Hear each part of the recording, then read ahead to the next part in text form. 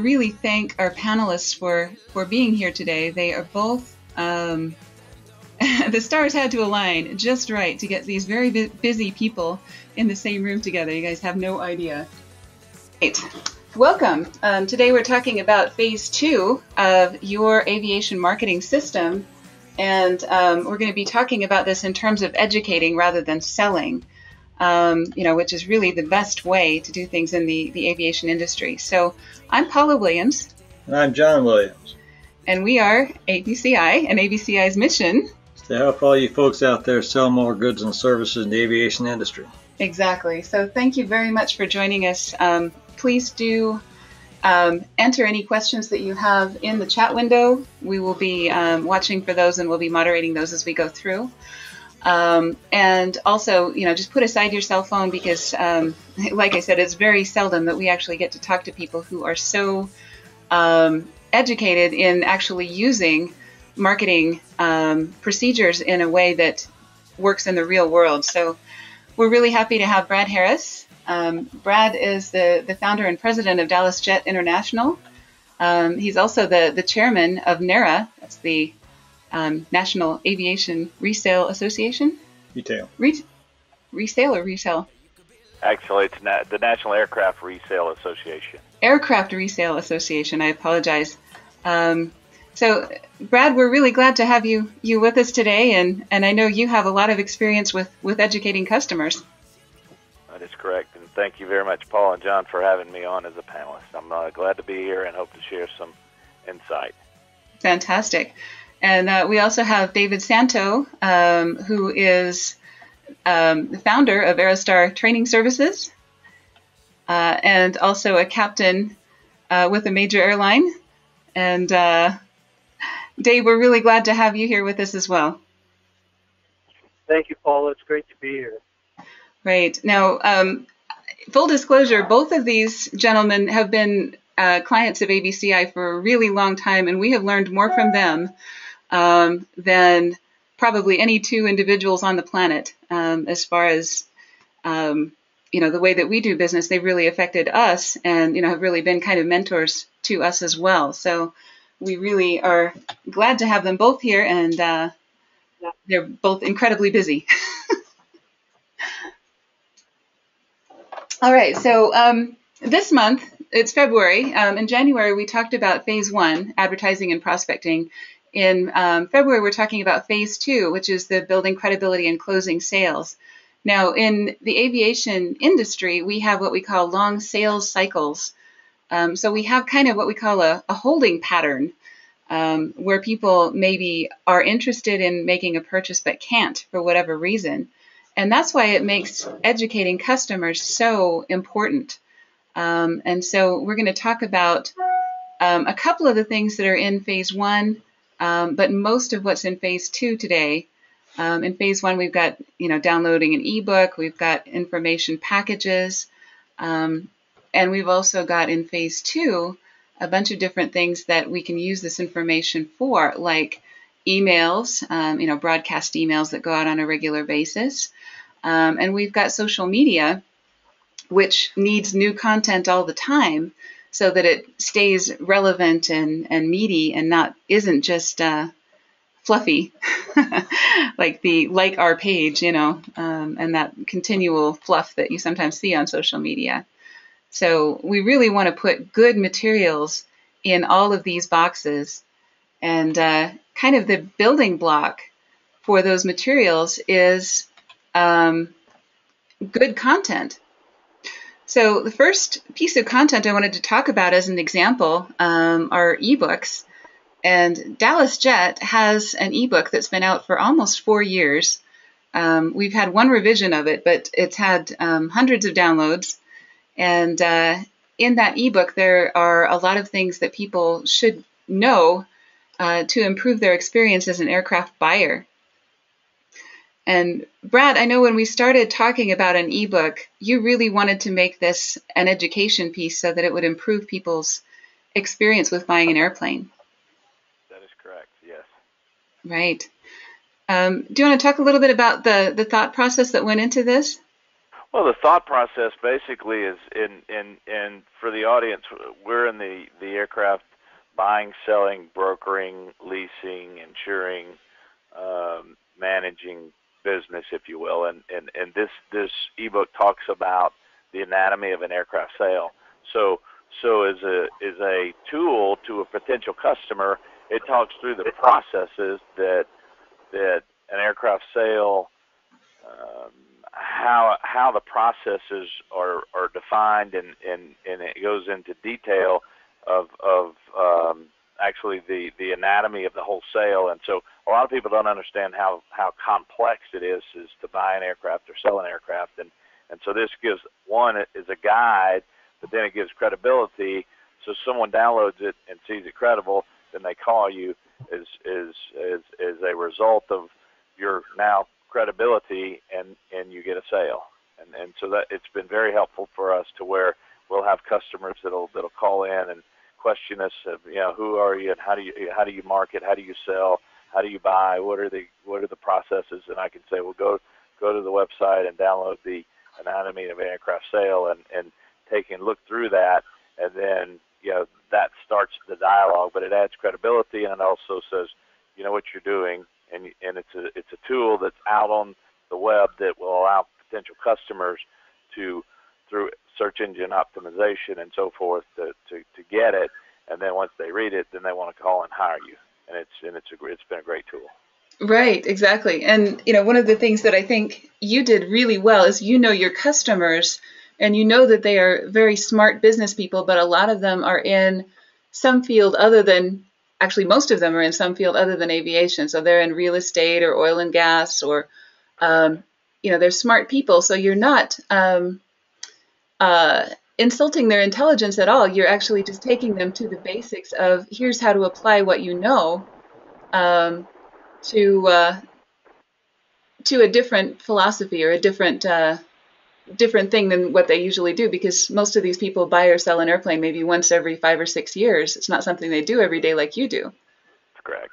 And then another interesting topic that should be discussed, I believe, is when Paula and I started talking about this ebook, we started then writing blogs, and the blogs were, in essence, many chapters to at the end, a book that we could potentially publish, or I could publish, but through the blogs of the anatomy of an aircraft sale, and escrow and title insurance and pre-buy inspections and contracts and letters of intent.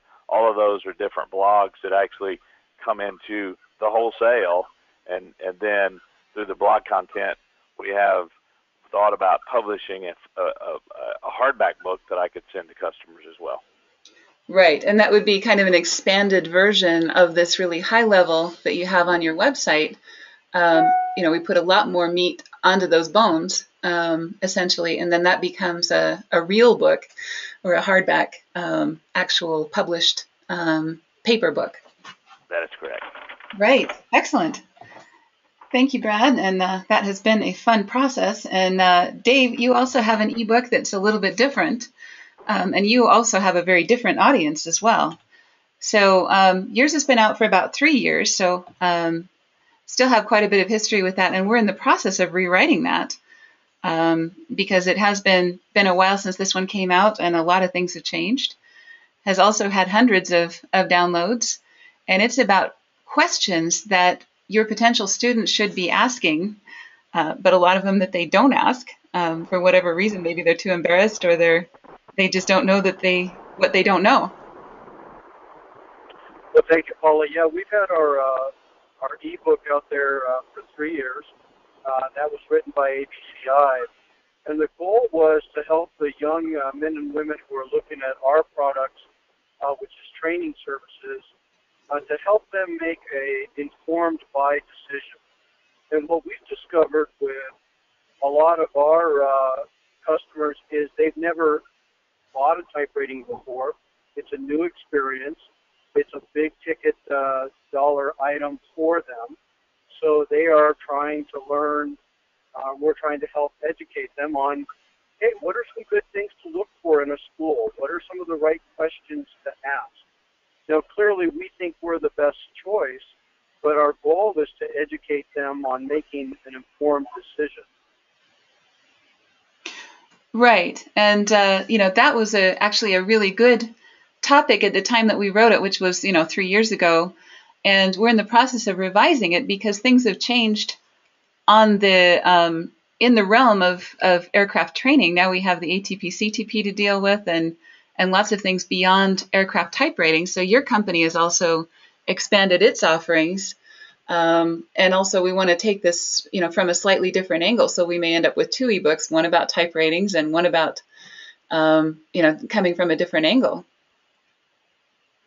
Well, we certainly like the ebook because it's an opportunity for us to set up a quid pro quo where we're giving them an opportunity to download our ebook, and all we're asking for in return is the opportunity to network with them, communicate with them, and keep them informed.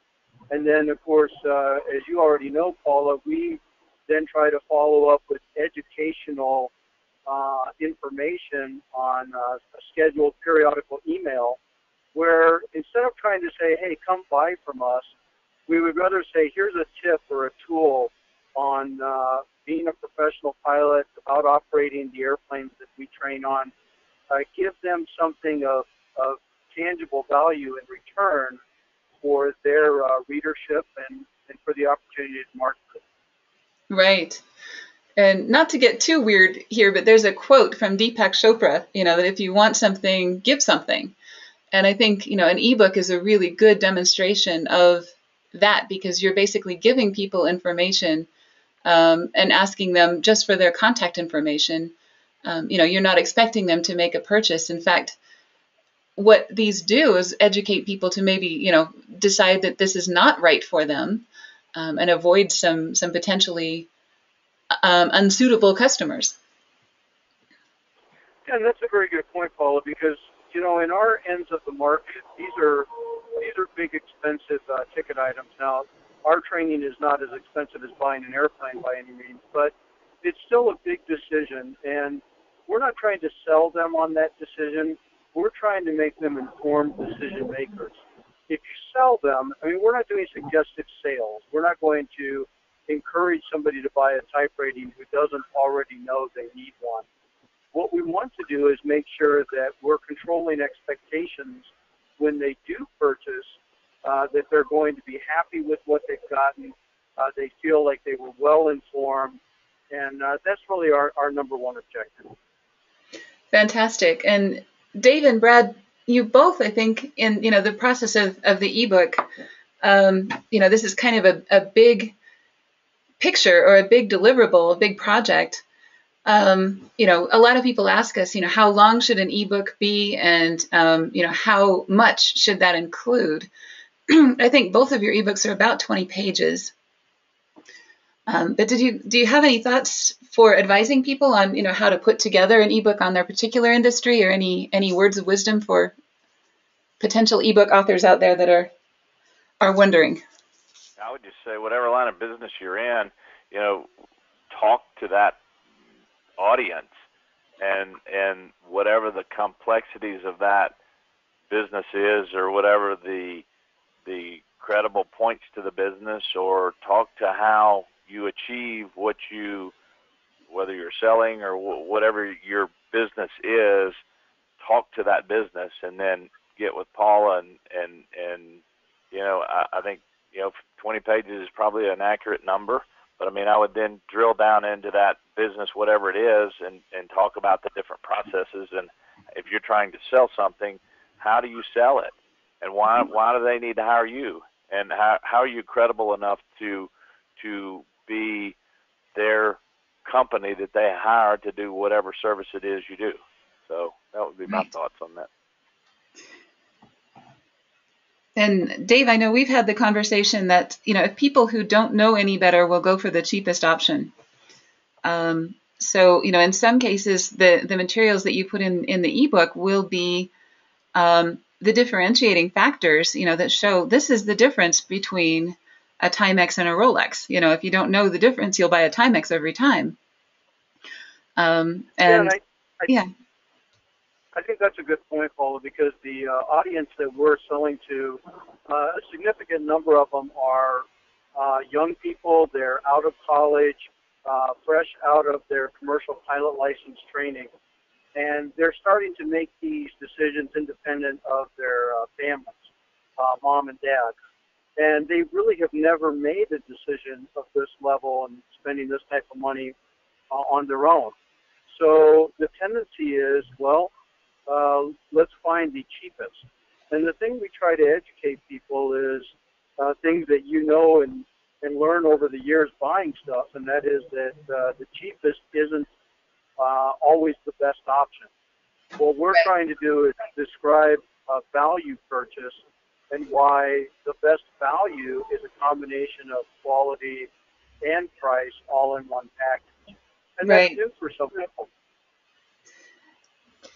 That approach also applies to selling airplanes from Brad's perspective, I'm quite sure, based on what I've read about his processes and procedures.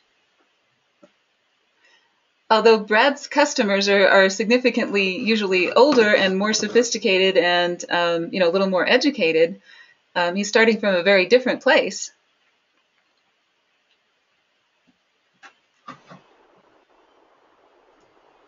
Great. All right. So let's talk about this is kind of a difference of opinion. There are two schools of thought, and I want to find out where both of you guys stand. I think I probably can guess, but I know there's a gradient here, and most people are further to one side than the other and somewhere in the middle. So on one side is the Sandler sales quote, don't spill your candy in the lobby. And basically what that means is, you don't want to give away too much information because then they'll just go do it on their own and they don't need you. The other thought is a more educated population is better for everyone, including me. So, we've got kind of the blue side is the, don't spill your candy in the lobby, and the red side is a more educated population is better for everyone. Which of those statements are you more likely to agree with, and why? I Brad, think all of yeah. From my perspective, we've leaned towards the Sandler sales, but I do believe it's balanced. I really want to give the opportunity for the customer to tell us what they want, what their expectations are, and let them do the talking. And by the way, one of the things that we loved about our initial engagement and our continued engagements with ABCI is you asked a lot of questions like a doctor who's, examining the patient. You asked us a lot of questions up front before you prescribe the solution. And that's kind of where we're at. We want to make sure that we listen to our customer. We still want to educate them, but we like to give them the benefit of doing the brain dump, spilling their candy in the lobby on us. And then we are better suited to answer their questions and understand their perspective. Right. I agree. Okay. But I would tell you on my side, the process typically your audience is older and more distinguished, but in the same token, there are some younger people that have made some good money. But our philosophy is they think they can go at it alone, and they don't understand how detailed and intricate it really is with marketing and aircraft and professional photography and the accurateness of specifications and putting a package together and maintenance status and then receiving, then marketing properly and then letters of intent, formal purchase agreements, title searches, deposits, pre-buy inspections, test flights, international registry. I mean, those are just some of the things, closing, which state to go to for closing for tax purposes, and evidencing that by buying fuel and delivery receipts and escrow and insurance. I mean, it's not going to car lot and buying a car. So from an education standpoint, you have to the people that have been in the business and have been through the process understand, and you really don't have to sell yourself because they know what you're worth and what you've done.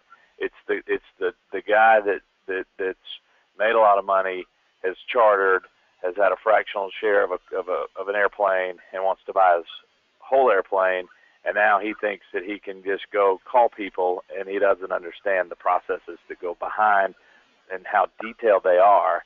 And so therefore he gets to a broker that doesn't represent him well, and he pays $2 million more than he should have, and the broker makes that in the middle.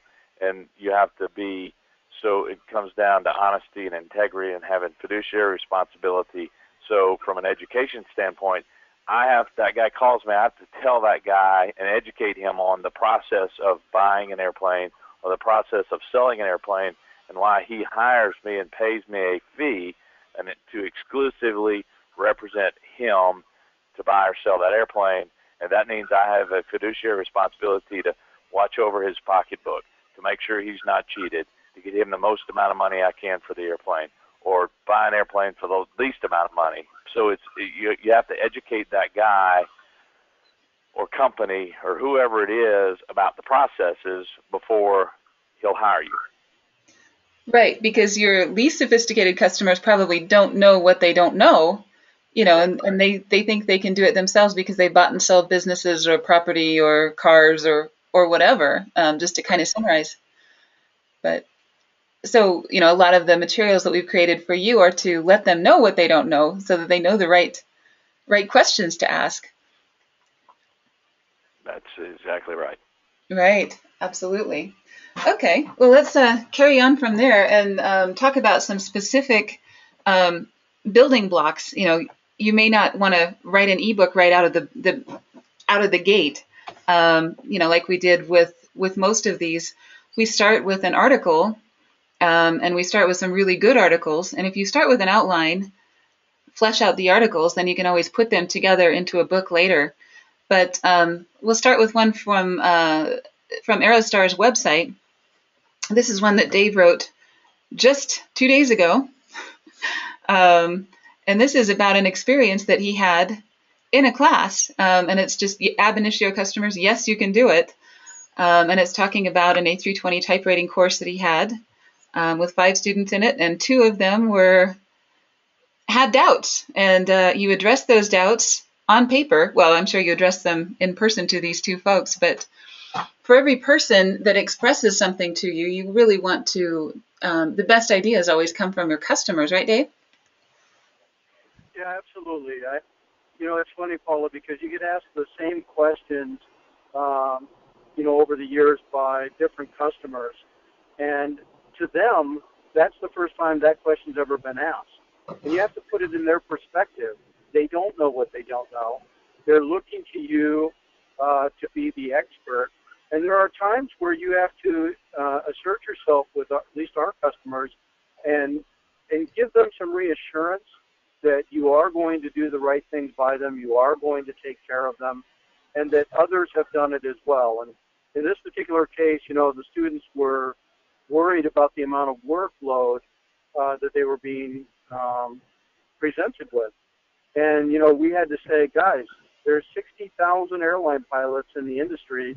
If 60,000 other people have done it, you can do it too. But it's not going to be easy. It's going to be tough.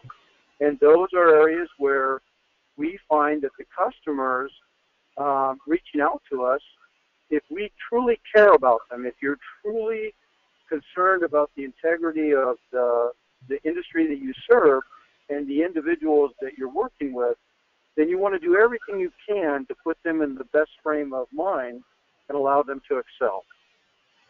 Right.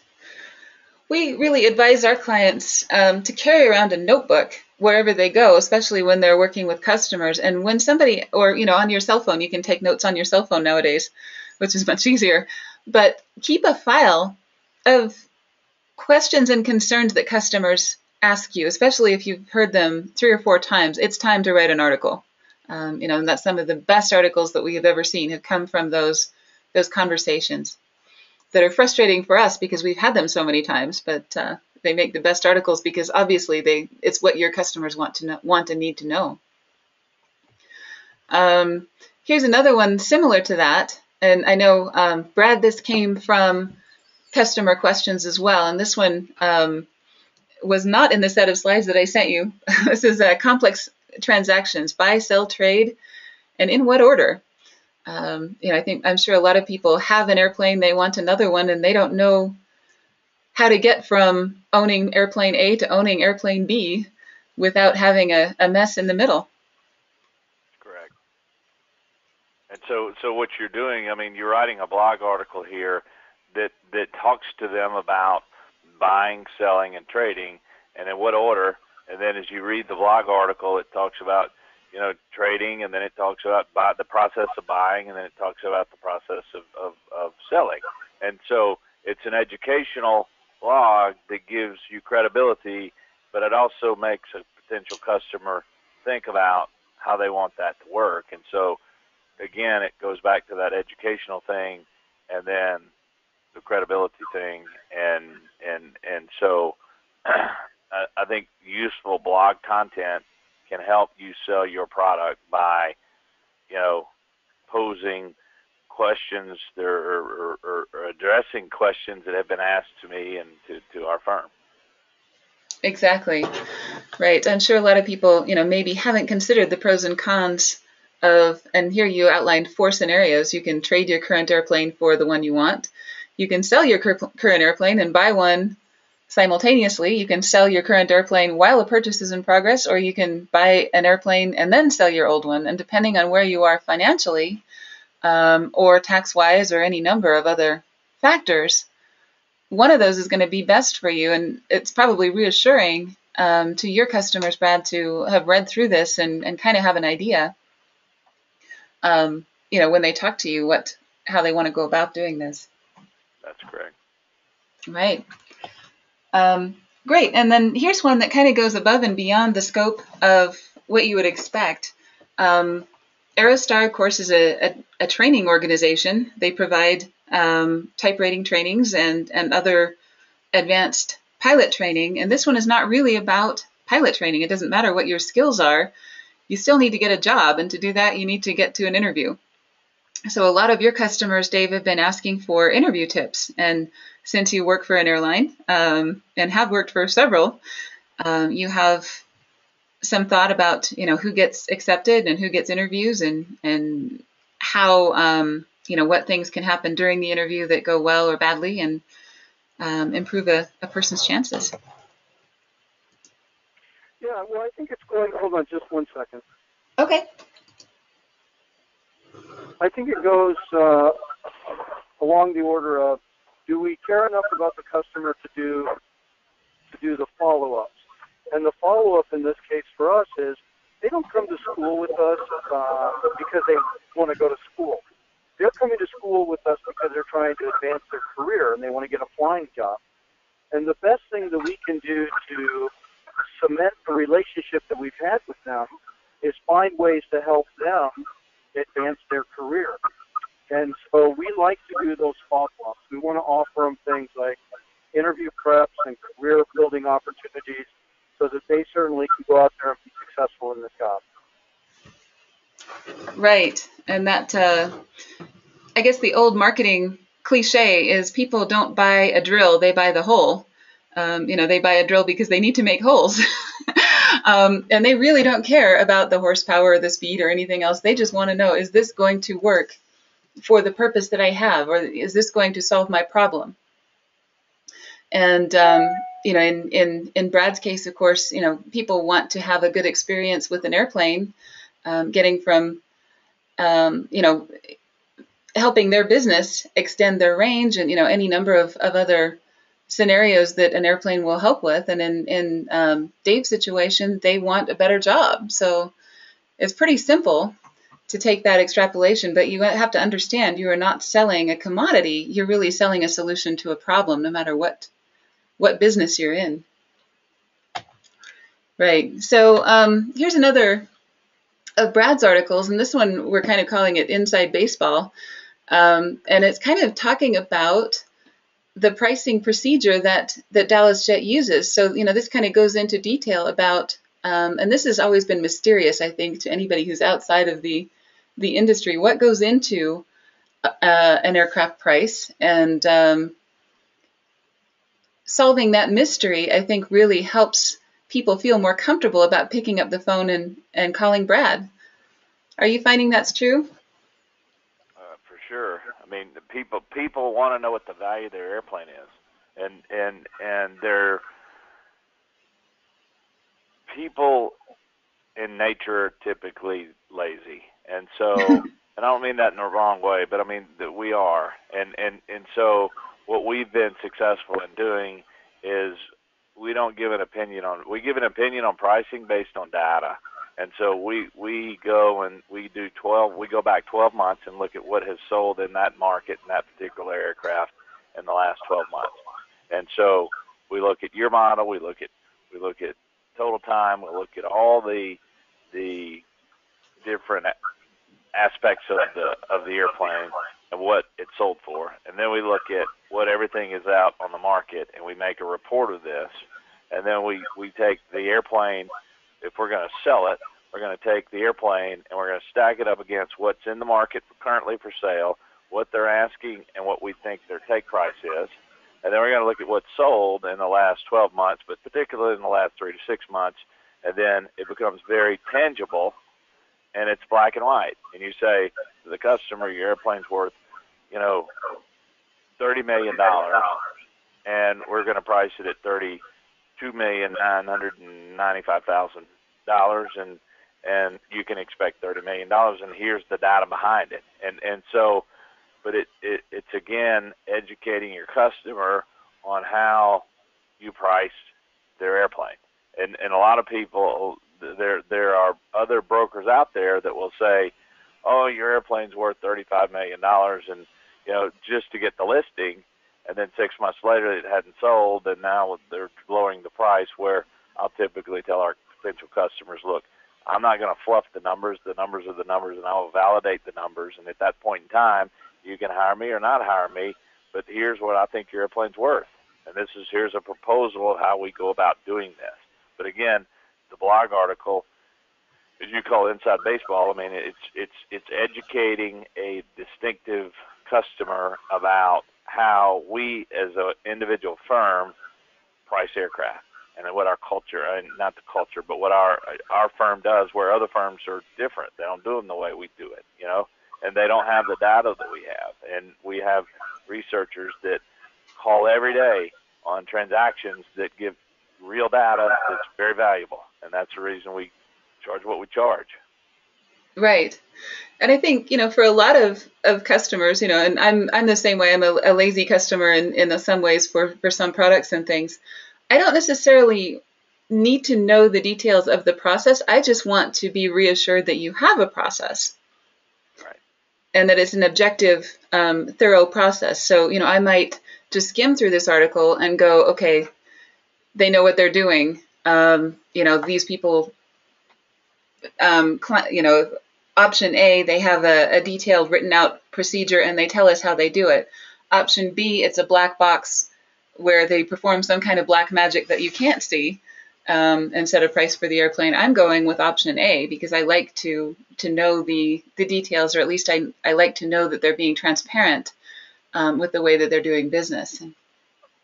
I have to say that I review a lot of the stuff that goes out of here for our clients, and I know and I have read in depth most of the stuff that she's put out for you, Brad, and a lot of times I'll read that stuff and get carried away reading it and say, wow, that's nice to know, because there's going to be a time when I need to know that.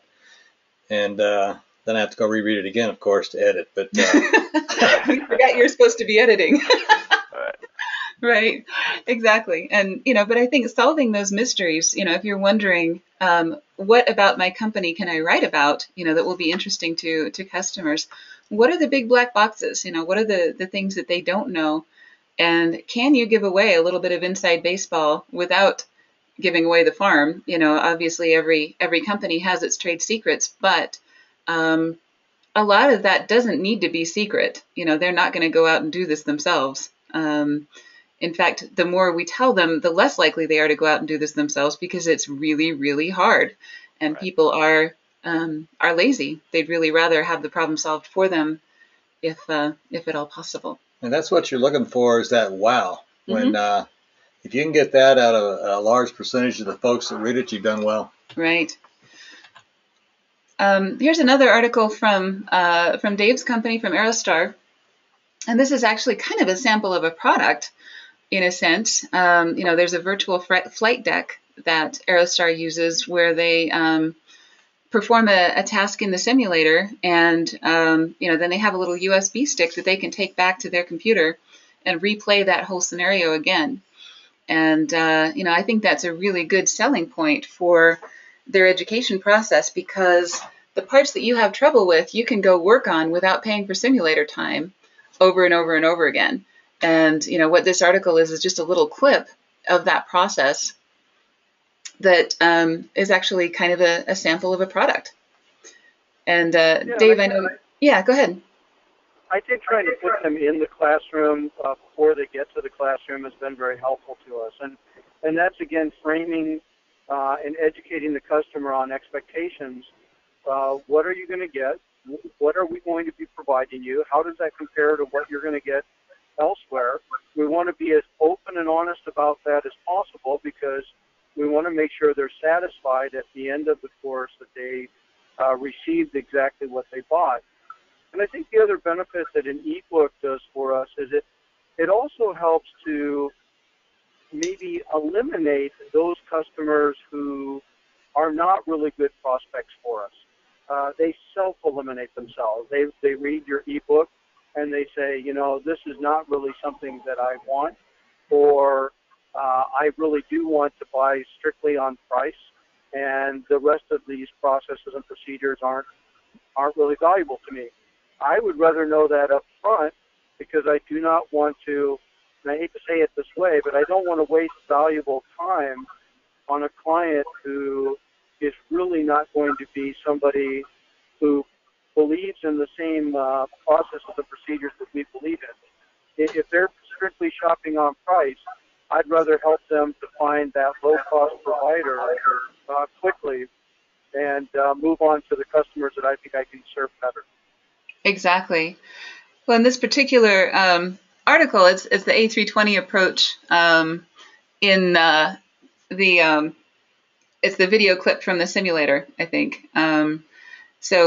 Or from the virtual flight deck, which, is basically, if people can watch this and go, okay, I understand what's going on, then they go, okay, I'm going to be able to process this course material. This is something I understand. This is something I can get into. And they'll feel a lot more comfortable signing up, since they've seen the virtual flight deck. They've seen what the simulators look like. They've seen what the instructors look like, and they've actually even heard the instructor's voice on some of these clips. So, I think that really is reassuring to potential students. It's hard to paint the picture of what you're going to provide for them in a tagline or a elevator speech. But when you get the opportunity to enhance those with graphics, with visuals, and you get the opportunity to go more in depth on your competitive advantage, what you're going to do that's different than the rest and makes you a better choice for them. And that's ebooks, that's videos, that's different medias to really show them, to put them in the classroom before they get there. That'll sell itself every time. Right. The next set of slides are all success stories. And I think this is probably the most effective marketing materials that we can create, for no matter who the client is, or no matter who their audience is. If you can take a customer that is happy, had a good experience, and you solved a complicated problem and made something work for them in a great way, and you can write about that and show pictures, and in some cases name names, in some cases you can't name names, but the more detail you can give about how you actually solved a problem, that adds a huge amount of credibility. And also, people who have a similar situation will see, okay, so this is a creative way that they solved a problem for someone like me. They'll probably do something similar, to solve my problem. And this one actually is in the Dallas Jet blog, and this is called the Reincarnation of a Fleet Business Jet. And I thought this was a really interesting way of acquiring an airplane at a low cost that is perfectly customized for a customer that had a very specific need. Brad, do you want to add anything to that, or? Sure. Well, it's just you have different customers and you have different customers' needs, and I'll tell you that this particular customer wanted a Citation Excel, and so we went out and bought an Excel from NetJets in Europe, and it had higher time. But the way we agreed is they delivered with all fresh major inspections, 2 brand new overhauled motors, and a brand new interior and a brand new paint. And so the customer was able to get an aircraft at a reduced rate, and the customer was able to reinvent or have the paint and interior customized to his likings. He had no engine issues because they were freshly overhauled, and he had no maintenance issues because all the major maintenance was done, and it was done as part of the agreed selling price, which becomes a success story. And then you blog that, and somebody else says, "Wow, I didn't realize you could do that," or maybe they didn't think about it. But what happens is they read the blog and they go, "Wow, I want to do that," and so you get a call. And so it's part of telling the story of a successful transaction, a successful pre-buy inspection, a successful resolution to a dispute, whatever it may be. And so I think but then it also adds credibility that you've gone outside of the box and thought about doing this, and now you've done it for a customer, and the customer's very satisfied. Right. So, you'll go through a process similar to ours, where you ask people a whole bunch of questions to ascertain their needs before you recommend anything. And sometimes you need to go do something really creative, and you have the connections to make some things happen that not every broker could, because you happen to know people at NetJets in Europe that had an opportunity, and not everybody would have that opportunity. But what this article does is it shows your connections, your creativity, and your process without it being you talking about it. It's actually about a customer that made this happen. And your willingness to go above and beyond to make sure he gets what he wants. Right, absolutely. So I really like that article. I think that's a good one. And for anyone who's considering writing articles, if you can think of a customer that you went above and beyond for, or had to do something unusual to make things happen, that's a great way to do it. And Dave, you've got a success story. This one is First Officer Kenyon Jabor. We probably should do an update of this one. He's probably a captain by now. And I know Dave was having some technical issues, so I'll tell you a little bit about this. You can give statistics up one side and down the other about how many of your students obtain employment with different airlines and things like that, and we do, and those are good articles. But what is even better than that is telling the story with a picture and a face behind it, saying this is this person's experience. Here's a couple of different ways that you can go about getting to first officer. You can do the traditional way, get your multi-engine and commercial license, become a CFI, build time as an instructor, work for a regional airline, apply to major airlines, and so on. But what this person did a different path. And if you look at some of the forums on LinkedIn and other places, people say this doesn't work. You get your multi-engine commercial license, get your type rating, get hired by an overseas airline, get paid while you build time, and then apply for a major U.S. airline and come back and become a first officer with a major U.S. airline in a much shorter time while getting paid for the time building phase. And, we had put out some statistics, on that path, and just got slammed in some of the forums, with people saying that never works, it just doesn't work that way. But when you can put a person's name and face behind it and say, here's a person that went from student to first officer in a very short amount of time, and this is the process that he did, it really builds credibility much faster and much easier than doing just the statistics. Excuse me. I can't talk today. And I didn't remember the specifics on that particular customer, Paula, because we've had so many success stories Right. like that. But we do, in our industry, the aviation industry for airline pilots has been a tumultuous career over the last 20 years. And there's been a lot of people that have just not been successful, whether they got stuck in a commuter job or whether they got stuck in a job that they didn't envision. They never made it onto the airline. Now we're seeing a huge shift in the industry where we're actually going into a pilot shortage that's forecast to last more than 20 years. And one of the problems that we have is we have a lot of naysayers out there. Just like you have naysayers in the real estate industry because they got burned by real estate during the downturn, they believe that all real estate deals are bad, and they're out there communicating that. There are people in the aviation industry that are really criticizing or being critical of the career path in the industry at a time that's never been better. And so Right. I think it's important to be able to show, guys, this is real. It's not going to work for everybody, but for everybody that's truly gone out and applied themselves, gone and beat on doors, followed the processes we try to express to them, it's worked. And it is a viable option.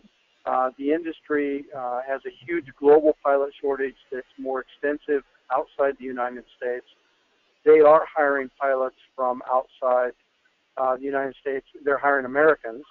And that's a great way to build your time to come back.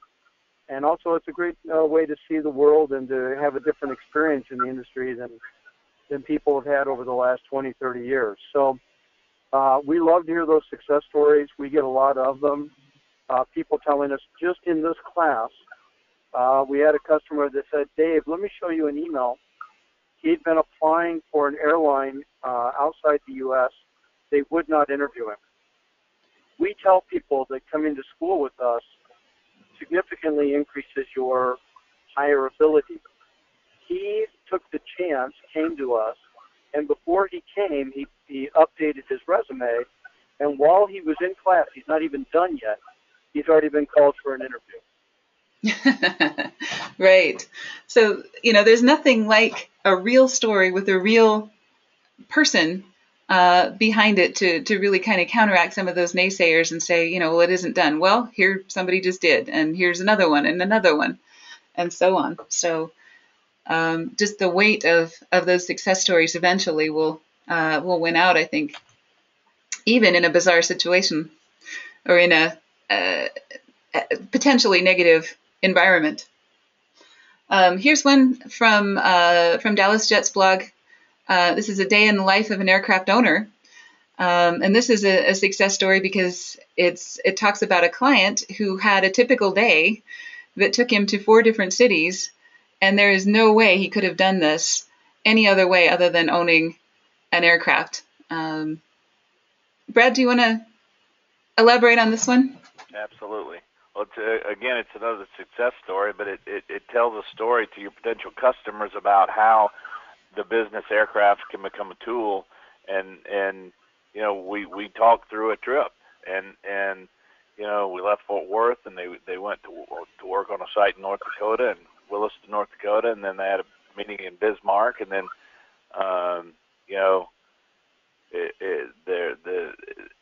they ended up in Oklahoma City, and then back home for dinner with his family. And it was just, when he called me to tell me that story, it was just, I called Paul and said, we got to write a blog about this, because this is truly what it's about, owning a private aircraft. And so, again, you're educating, but you're also, through your blog sources, you're not only educating, you're telling, success stories. So somebody reads this that's on the fence about buying an airplane, and they go, you know what, I do that, and I travel that on the airlines, and I'm not going to do that any longer, and I'm going to make the transition and pay the cost and get me a private aircraft. So anyway, I think it's just a very good way of expressing yourself in terms of, true live stories where customers are happy. Right. Exactly. And I think, I like to think about somebody sitting in an airline lounge or even on an airplane reading this article and looking at this map going, wow, I could do all of that in one day. Just think of how much business I could do, and think of being home with your family at the end of a day like that. And it just is one of those things where, you put a picture to a story, and, you can really hit home at the right time with the right person. So let's talk a little bit about how to use articles. One, of course, is to put them on your blog. These are the ones that we just showed you were all simply blog articles, but they're also building blocks. Each of those articles can be reused over and over and over again, and the writing and building the content is the thing that is the most time consuming for us and for our clients. So you want to make sure that you make the best possible use of those. So on social media, we could take any of the articles that we just looked at and chop any of them up into probably 10, 15, 20 tweets, and, put those on Twitter. We could put them on Facebook, LinkedIn. Google Plus is now a really good one as well, that allows pictures and media.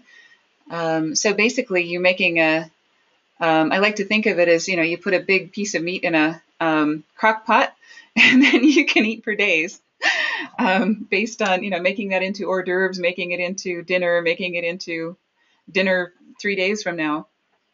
So, these are ways to reuse that content. Printed newsletters are really big with a lot of our clients. They have a lot more credibility with the ideal customer for some of our clients, and so they send a printed newsletter to their existing and past clients, and that really helps with referrals and resells. Email broadcasts or autoresponders, and we're actually going to talk about email broadcasts a little bit more in just a few minutes. Send via email or postal mail. This would be a specific, if you run across a new prospect that has a similar problem to something that you've solved in the past, send them a link to the article. And then Brad alluded to this earlier as far as compiling your articles into an ebook or a real printed on paper, sit on your shelf kind of book. So all of those things can happen. Another thing that you can do with this type of material is to do webinars. And this is actually a recent webinar that we just did with Aerostar to show the opportunity for flight schools, and basically give them the opportunity to ask questions and to show some statistics and some other things, and provide an education for flight school partners. And sometimes a webinar is better than an article because you can take it a step beyond that and actually interact with people. Videos. This is one that we did with Brad a long time ago, and this is about 4 mentors, a conversation with Brad Harris. And I had to throw this in because we're on the line with 2 mentors today, of our mentors in the aviation industry and in marketing. So we really enjoyed that. And, if you've got something on YouTube, it shows up, it actually gets indexed faster than an article. And you can also demonstrate some concepts that you can't just with text or just with pictures. So broadcast emails. This is one of Dallas Jet's broadcast emails, and you can see this one's addressed to me because I had it sent to me. But it starts with an article, why a 2-stage aircraft marketing process. And then as you scroll down in that same email, it goes into what we call a call to action. And this is kind of where you shift from education to sales. You've basically given them some information, and then you say, here's what you do about it. Here are some of the aircraft that are currently in Dallas Jet's, being represented by Dallas Jet. And so, Brad, we've used this structure for a while with your emails, and I know you get quite a few clicks on these airplanes. That is correct. We do. it works very, very well. Right. So it kind of draws attention to these things, even if they only open it because they want to read the article, then they can't help looking at the pictures of airplanes. Nobody can resist the shiny objects. So that is a good way to kind of segue into that opportunity. And we do the same thing with Aerostar. Aerostar has a whole series, as David mentioned, of tips. When someone has signed up for their ebook, then there's so much to tell them about advanced flight training that you can't get them to sit down and read it forever. You have to break that up into smaller pieces. And while they're discussing this with their guidance counselors, their parents, their instructors, and other people, you're going to want to give them what we call a drip marketing campaign of bits and pieces of information. So here we talk about, what are the differences between a level C and level D simulator. And then when you scroll down from that, you go to a call to action. When you click on this orange button, it goes straight to the enrollment application for Aerostar. So if they're ready, they can go ahead and click on that. We're not going to waste any more time and just go ahead and get enrolled. If not, then, a week later, they'll get another email with another drip of information that is hopefully the piece that they were missing in their scenario for that. Right. So was there any other words of wisdom you guys wanted to add about educating customers and things? We got just a few minutes left, and I think we've been answering questions as they come up. So you guys have done a great job of doing that and staying ahead of them. All I can say for myself, I'm a pilot, and so I've never considered myself a salesperson. It's not sales when you feel like you're teaching and when you're helping and mentoring others to make informed decisions.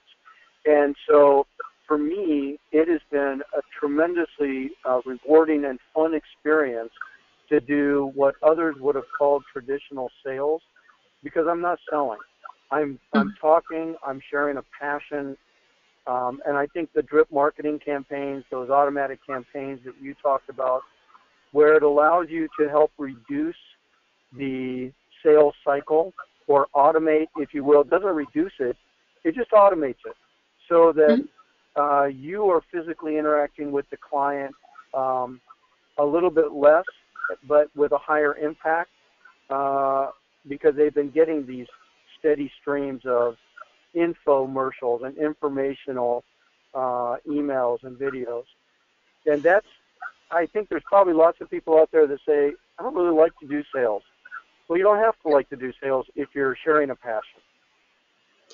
That's true. So you can put away those thumb screws. That's right. Exactly. Brad, did you have anything to add? Is there anything we didn't cover that we should have? No, I don't think so. I think it's just, I think it's very effective what you're doing, and